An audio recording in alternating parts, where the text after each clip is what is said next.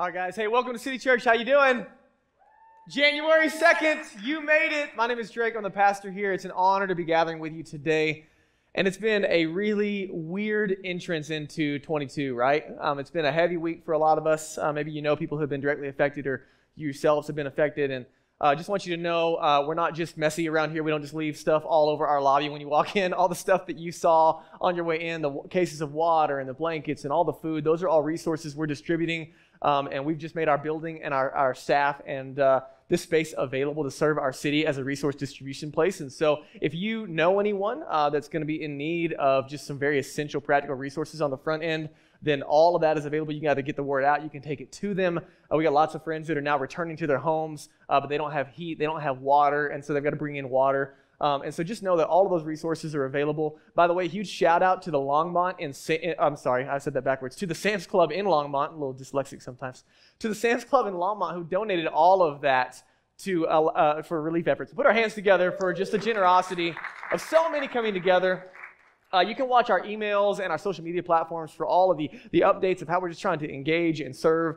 Many people are asking, like, hey, what's needed? How can we help? And by the way, I'm so impressed and just blown away by the generosity of our church, even as so many people are still coming back in from the holidays, and a lot of people aren't even back yet. But so many people are saying, hey, how can we help? How can we engage? And I just want you to know there's tons of giant question marks because people just don't know. We also don't know where everyone is. 30,000 people were dispersed into all kinds of areas, and so even communication to them is challenging. And so myself and 80 plus other church leaders gathered on Friday, and there's tons of effort happening towards those initiatives. And as soon as we know things, we're going to let you know. But we're also working with a disaster relief organization called Serve 6-8, and they're awesome and crushing it. They're experienced in this, and so they are showing up and really helping us be a catalyst. And so, again, any needs that you might have, you can use that connection card to let us know, just ways that we can serve you and help you get connected. Before we get into our new series that we're kicking off on January 2nd, I just wanted to celebrate, if you're new to City Church or new-ish and you haven't been around, we've been in this thing called the Here for Good campaign that we started back in September. And that is an effort toward permanence for City Church. City Church is a little over 2 years old. We planted in 2019, launched, then COVID hit, and that was a weird year. And then we kind of relaunched again in January. And so we're coming into the new year. We're excited, and we're working toward owning the property that we have right now. So we've been renting this since we launched, and we're working toward owning it and toward permanence in our city. We don't want to just be a church in and for the city. We have a desire to be a church here for good. And so as of today, we've had over $407,000 committed to the Here for Good campaign. Can you put your hands together for the radical generosity? So we're almost at a $500,000 toward this initiative. Lots of things are moving. We got other donors and other churches that are also partnering with us. And so it's still kind of in this big question mark zone of what's happening next. But the good news is we're not homeless. That's good, right? But if you want to know more, there's booklets in the backs of the seats in front of you, as well as in the lobby. You saw that giant sign with all the stuff in front of it. I was really encouraged this week that we've said that we can be a church in and for the city, regardless of where we find ourselves gathering in a location. So a location doesn't define us, but it can be a tool that we utilize to serve our city. And so I was grateful to see in front of our Here for Good campaign sign out in the lobby just this massive amount of resources that we're serving our city with. And so I just wanted to celebrate God's incredible generosity in and through our church and so many partners. But here's what's really cool. Is we committed on the front end because we've always said that every initiative that we're in is not about us. And if you're new to City Church, you're kind of, just checking things out for the first time, I'm just catching you up a little bit. So we said on the front end that even in the middle of a building campaign, this is not about us. This is not about us having a building and our comfort and all of that stuff. Like we can live out of a trailer. We can meet in a high school if we need to. Like that's not the point. The point is that we are here for the city. We are here for good. And so we said on the front end that every dollar that came in between September and December 31st, we were going to give 10% away to missions in Boulder, the West, and the world. And so I have the privilege of standing before you today on January 2nd as we go into this new year, letting you know that we are going to be giving away $7,850 toward Boulder, the West, and the world. Put your hands together for your radical generosity. And so when every penny counts in raising money towards a building, we still want to make sure that generosity is our disposition. God is generous. We want to make sure we reflect that. And so just so you know, that money is going to be going to things like relief efforts here in Boulder County. It's going to be going to church planting and missions and work around sex trafficking in Kenya and India, in Thailand. It's going to be going towards some of our very own. Actually, by the way, put your hands together for Fitz, who did the welcome for the first time today. The very first time. Fitz and his wife, Olivia, they work with Crew here at CU on campus. And so we're going to be helping them out and supporting them as they are missionaries on campus here at our local university. And so amazing things are happening through the generosity of that 10% being dispersed into Boulder, the West, and the world. And I just want you to know that's not possible without your radical generosity. So way to go, and thank you. By the way, just a real quick kind of additional cool thing we're doing is we wanted to take some of the resources that we received from the Sam's Club and distribute them to our local fire departments. And so we've got 7 local fire departments. By the way, can we just put our hands together for our first responders who just crushed it, right? I mean, and as I sat by on Thursday night watching out my window, wondering what's going to happen and what's all happening, there's tons of, my friends and tons of our neighbors and tons of people in our city who are in the wind and the crazy out there just serving and just doing an amazing job. And so really grateful. And we want to bless them. So we want to take some of these resources, water, snacks, all that stuff, and we want to deliver to all 7 fire stations here, along with a handwritten card saying, hey, we're for you, we're praying for you, and we're so grateful for you. And so no strings attached. They're ready to go. If you're interested, we got 7 fire stations to deliver to. We just need you to pick up a case of water and a box of snacks and write a card and go take it there. And so if you want to do that, find me after the service. They're ready to go in the lobby. The address is ready. You can just deliver to one fire station. We'd love the help with that just to go and love on our first responders. All right, you guys good?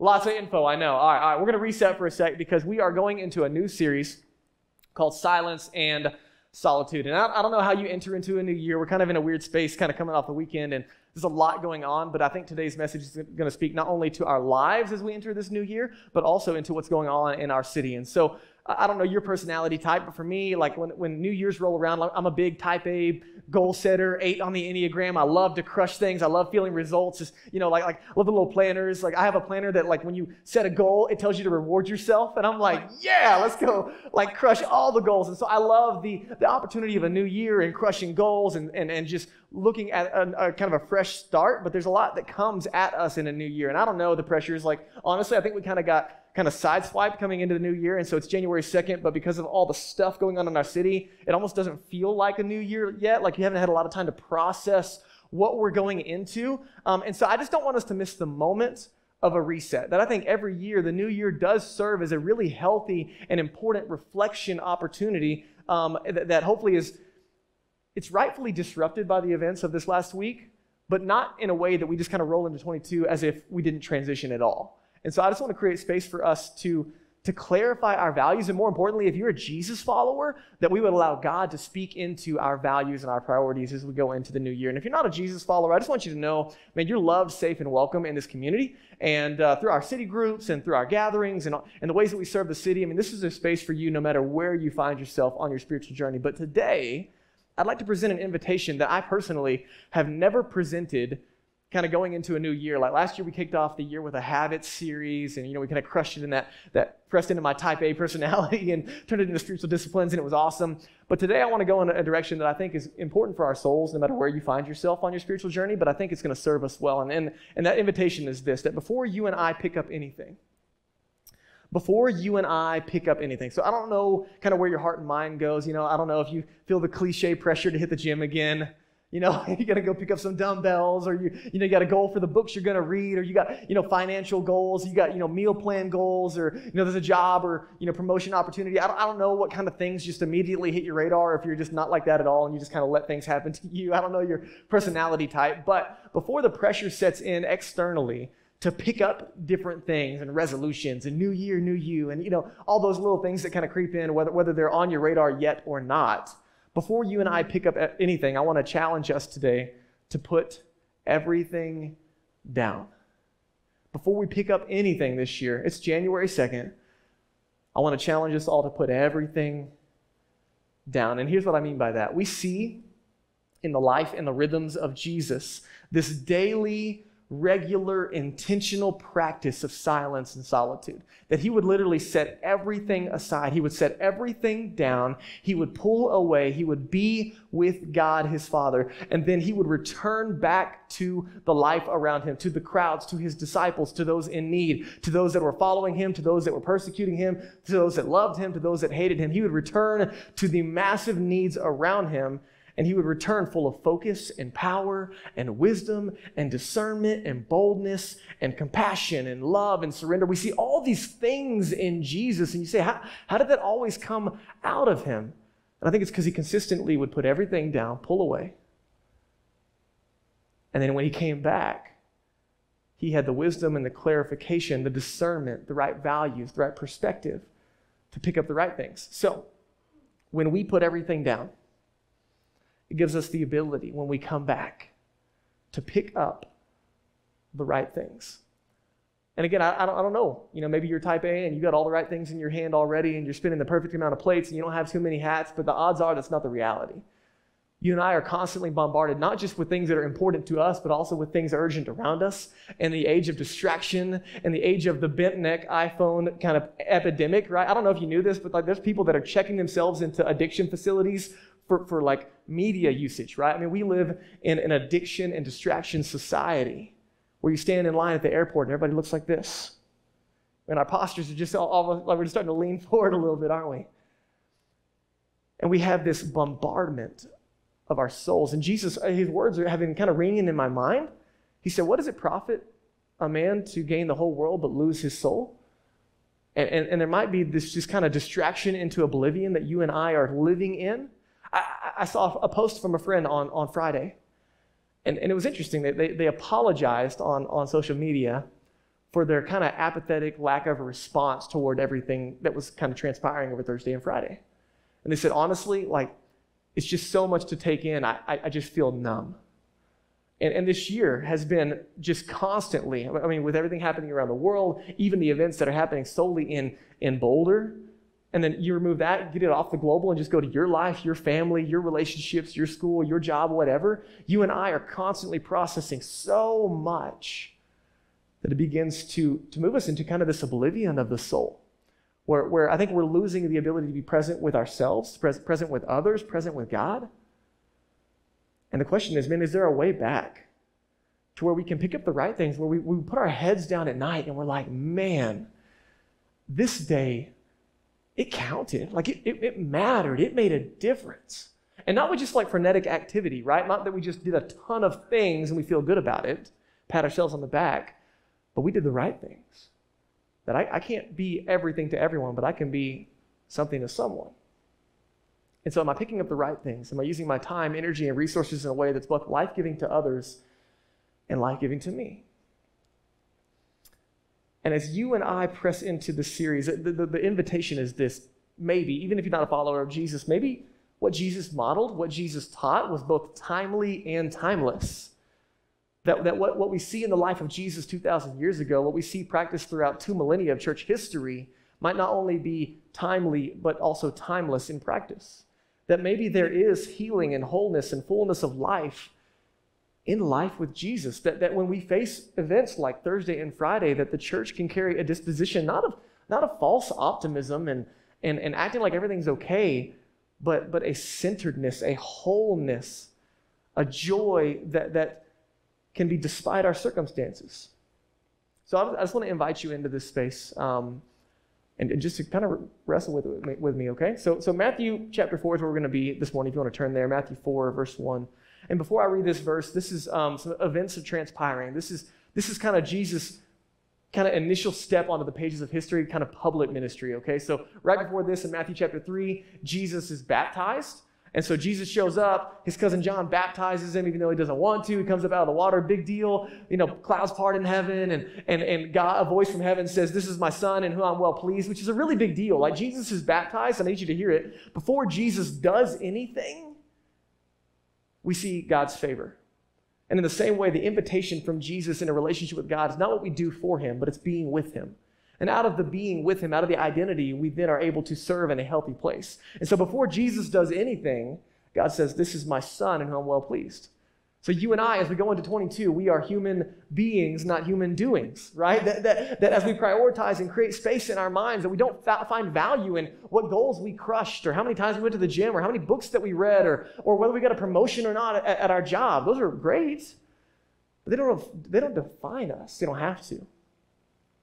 And so Jesus, right after he's baptized, this is what happens in Matthew 4. check this is crazy. Then Jesus, go back, was led, like on purpose, not an accident. Jesus was led up by the Spirit of God into the wilderness for a little bit of R&R. What happens? On purpose, the Spirit of God leads Jesus into the wilderness to be tempted by the devil. What? I read that and I'm like, this seems like a backwards set of like words and sentences. I'm not sure what's going on here, but I'm not sure why you would do that on purpose. I want to stay away from temptation and the devil as much as I can. And so Jesus, he goes into, right after his baptism, before he goes into this place, the wilderness. This is in Greek, the eremos. And this word, this place that he goes into, can be translated wilderness or desert or deserted place or desolate place or solitary place or quiet place or the lonely place. So Jesus is driven, he is led by the Spirit of God into the wilderness to be tempted by the devil. And look what happens right after this. Then Matthew tells us that after fasting for 40 days and 40 nights, Jesus was hungry.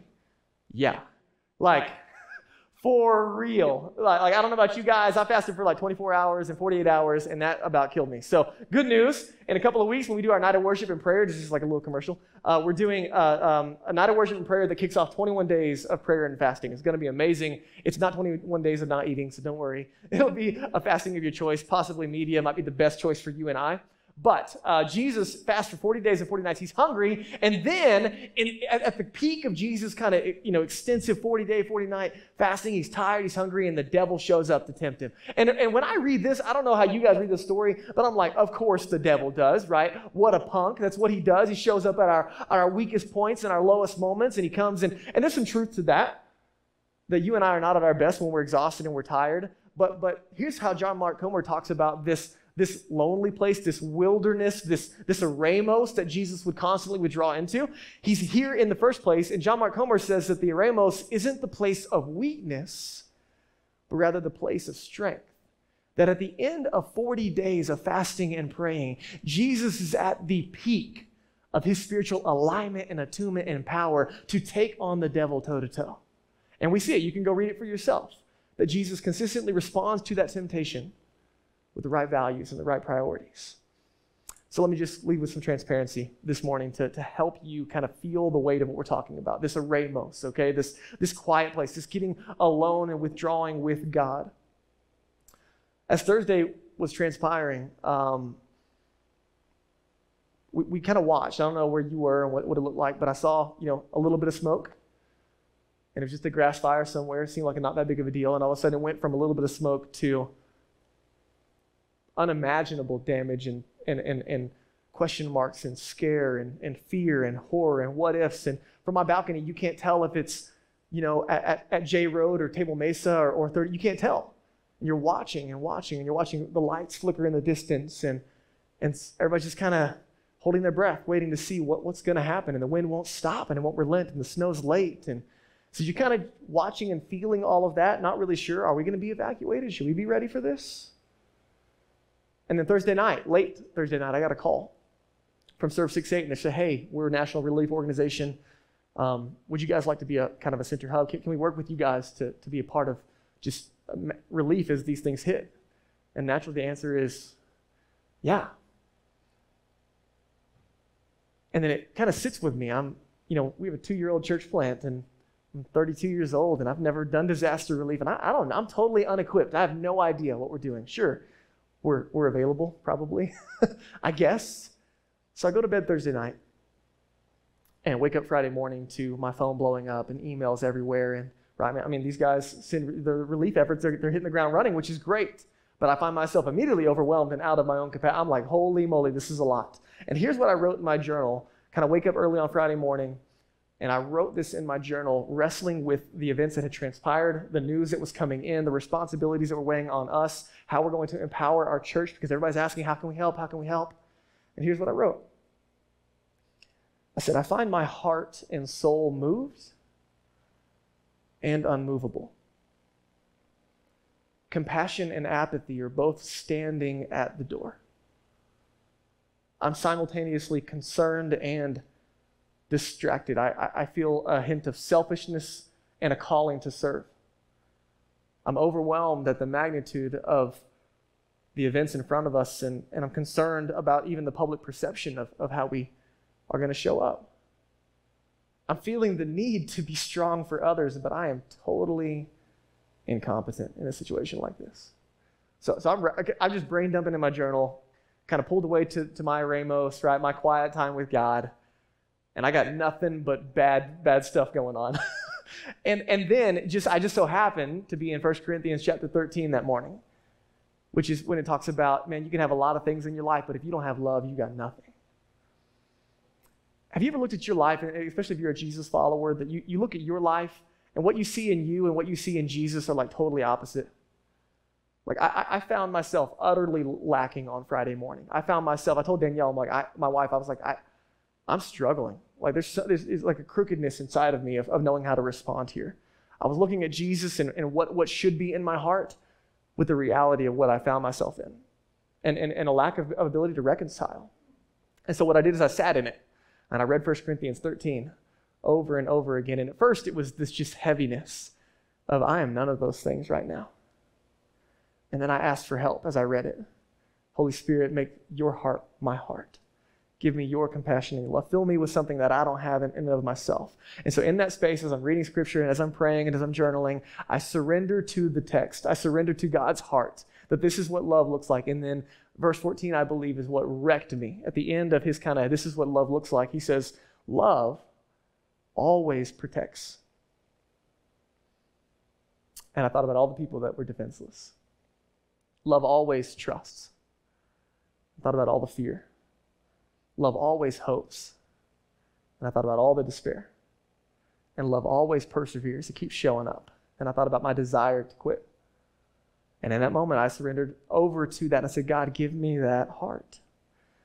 And in that space on Friday, sitting in the quiet by myself and God, I came out of the Eremos and myself, my family, our staff team here at City Church, we picked up the right things afterward. Our heads, our hearts, and our hands, they showed up, and we put our efforts toward equipping and empowering our church and responding well, and our team hustled, and there was joy, and there was peace, and all of the right things got done on Friday. And the whole point of me telling you this, it was all in spite of me. That inside of me was everything opposite of what we put our hands and hearts to. But because of withdrawing to that quiet place, Jesus met me in that space. He filled me with this power. He changed my heart and mind, and he allowed me to come back and pick up the right things. Does this make sense to you guys? This is the power of that space with God. Jesus called it abiding. He said, I'm the vine, you're the branches. Abide in me, and your life will bear much fruit. I want you to imagine, right? This tree. And Jesus says, I'm the base, I'm the roots, I'm the source. You're the branches. You're attached to me. You stay attached to me, and everything I'm going to do in and through you, I will do out of that relationship. What's the job of a branch? To work really, really hard? To grit its teeth and try to produce fruit? Do you ever seen a branch out there hanging on a tree, just working really hard? Right? What does a branch do? A branch just hangs on. And the rest of the tree does the work. That's the invitation from Jesus for you and I today. Now, to be totally transparent, Saturday was a new day and a different battle. That I had to put everything down again and get alone. You can talk to Danielle. Saturday was hard. So that I could pick up the right things. So this is a daily renewal of time with God. So let me show you a few things in the life of Jesus as to close out our time, okay? Daniel's going to come, and as he comes, I'm just going to let us sit in these passages, okay? Mark chapter 1. Check this out. This is kind of a post-marathon day for Jesus. Jesus has been doing like crazy amounts of ministry all day. I mean, amazing things, healing people, feeding, up late, started early. And so at the end of that day, he puts his head down, and check this out, right after a full day. So he's in the wilderness, comes back, he does one day of full-time crushing at Jesus ministry. And then verse 35, it says, rising early. This is the very next day. He rises very early in the morning while it was still dark, and he departs, and he goes out to a what?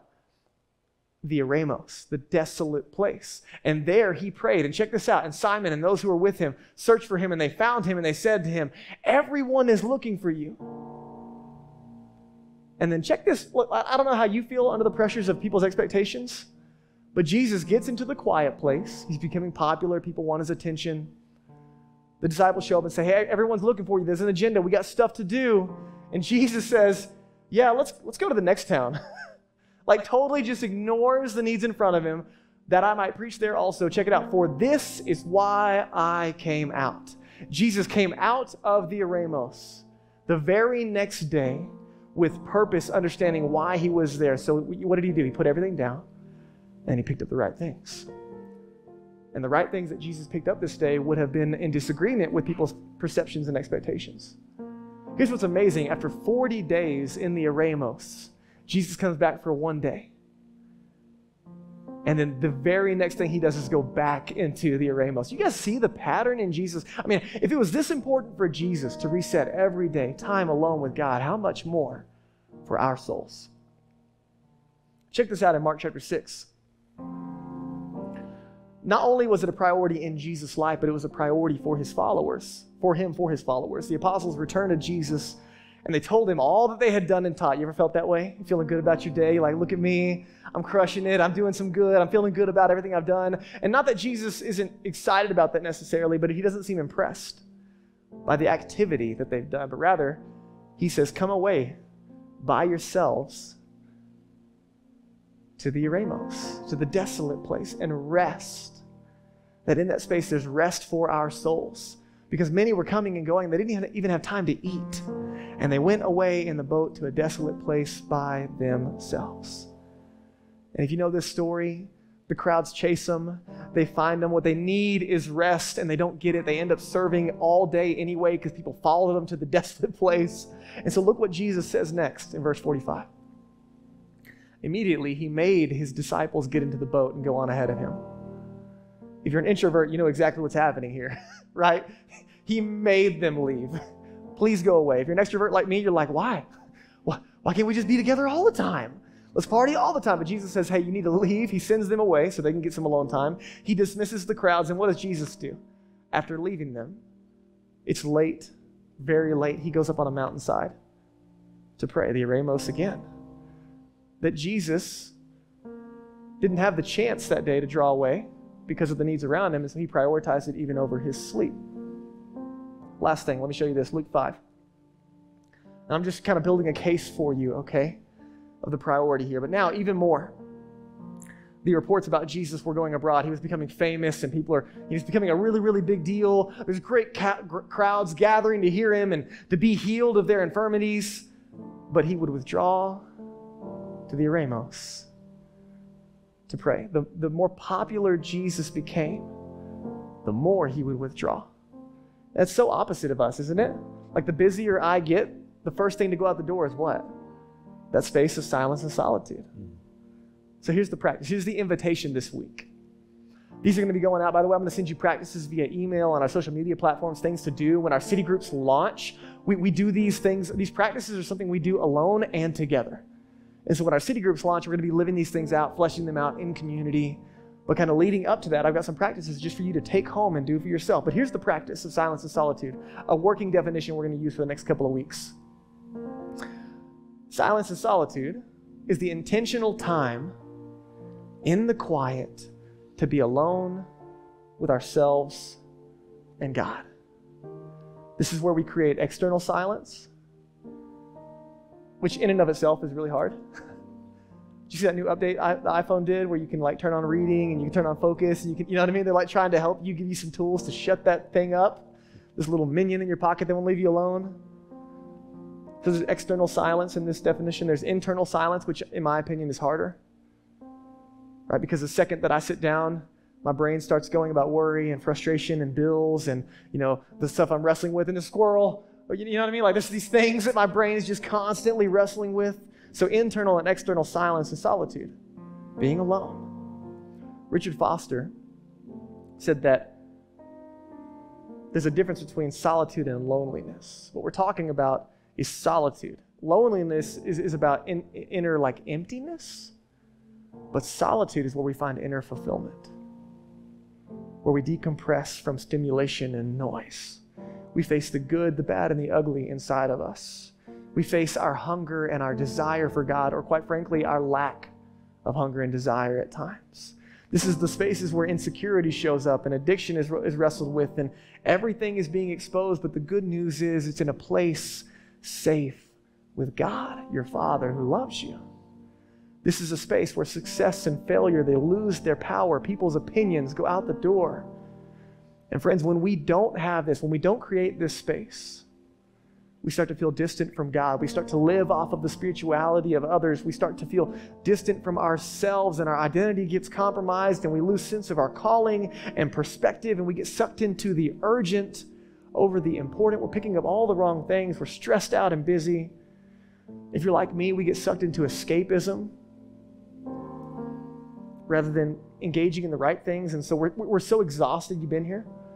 You're so exhausted where you don't even have the energy to put into what's actually life-giving. Rather than doing the things that are good for you, you compromise for cheap substitutes. You turn to food and alcohol and, binging shows and scrolling and, pornography or whatever your drug of choice is. We just kind of go to these quick fixes to fill the void rather than doing what's actually life-giving. We become emotionally unhealthy. We become reactionary. These are all signs and symptoms of life without this practice. So 2 millennia of church history. And this is the most important spiritual discipline out of all of the important disciplines. We call it Get Alone here at City Church. It's part of the 5% life, this intentional investment of our time. So let me just land the plane with two quotes that I think are really life-giving. This is from Henry Nouwen. He said that without solitude, it is virtually impossible to live a spiritual life. We do not take the spiritual life seriously if we don't set aside some time to be with God and to listen. That we might have good intentions. This is not meant to be a stab. This is meant to be an invitation. But then one time, Henry Nouwen asked Mother Teresa for some spiritual direction. So just imagine you had a chance. Mother Teresa, hey, hook me up with some spiritual direction. Here's what Mother Teresa said to Henry Nouwen in this space. She said, spend 1 hour each day in adoration of your Lord and never do anything you know is wrong. Follow this and you'll be fine. Like, come on, that is so good. That is so simple. Thank you, Mother Teresa. So this week, as we press into this practice, a couple of just quick things to encourage you with, okay? Number one is this: know your personality, season, and stage of life. There's no pressure here. This is not obligation. This is invitation. This is relationship. Any relationship that's significant takes time of investment. And so know your personality, know your season, know your stage of life. If you're a 5 on the Enneagram, you love the eremos, right? You love being alone. You love that space. If you're a 3 or a 2 or an 8, or you got that extroverted personality, then you got to be around people. And so you got to know yourself. You got to know your season. You got little kids, this looks very different from someone who's single and in college or working a job and married but no kids, or solo and you got all the time that you need. So no pressure here, okay? There's no mold that you're fitting into. There's no boxes to check. There's no timesheet that anyone's logging. No one's checking this, right? This is between you and God. And then your city group once those get rolling. Number 2 is focus on practice, not performance. This is not about impressing God or impressing others or impressing yourself. Think about this as practice, as in I'm going to try. I'm going to put my hand at it. I'm going to cultivate it. That I might put my hand to this and it might be really, really easy. Or I might put my hand at this and I might suck at it. And I might be discouraged and that may be really, really hard. But again, this is something we're doing alone and together. And then lastly, I want you to think both short-term and long-term. So short-term is that daily, we talk about it as 15 minutes of just trying to create space to diffuse and sit. Every day this week, would you try it? To get alone, read one verse, sit in the quiet, external and internal noise. But also we're going to take some time, we're going to talk about it over the next couple of weeks, long-term. Intentional spaces of 4 and 8 hour retreats, maybe a walk into the mountains. I literally just booked a room at an abbey in northern Colorado to go check it out. I'm going to hang out with the nuns for 24 hours. I have no idea what's going to happen in that space, but I'm just trying to practice what I preach here. So never been to one of those monasteries, but it should be cool. So the point is, short and long term, just think about that, okay? That creating space. That Danielle and I, for example, right now, we're looking at, hey, how do we give each other, 6-8 hours once a month each away to be alone with ourselves and God? So look for the resources that are coming out. Watch the email, watch the social platforms. We're going to give you some practical stuff. Listen, grab a Bible in the lobby, grab a journal. They're free. Download the YouVersion Bible app. Go to our website. We have a spiritual resources page dedicated to this entire space. And then on your connection card, man, join a city group. Go check them out online. They're launching in 2 weeks. And then we're going to continue this practice by doing this 21 days of fasting and prayer with a little book to serve you well. So listen, we're going to do everything we can to serve you. But here's why we're doing everything that we're doing. We're putting down everything daily so we can pick up the right thing, so we can be the church. So listen, in the middle of the relief efforts, everything going on around us, do what you can. Do what God tells you to do. Make yourself available by all means. But also from the space that we're creating, dream and aspire and create goals and plan and sit with God and say, man, I want to pick up the right things. But listen, friends, you and I cannot give what we do not have. The invitation from Jesus is when we're with Him, we're able to give more than we ever had on our own. That with Him, we have access to more than we ever had on our own. And so you and I can give abundantly to those around us in the middle of what's going on, to our families, to our friends, to our coworkers, to our neighbors, emotional, spiritual, practical help, whatever. So I'm going to pray for us, okay? And then we're going to sing as we close out our time together.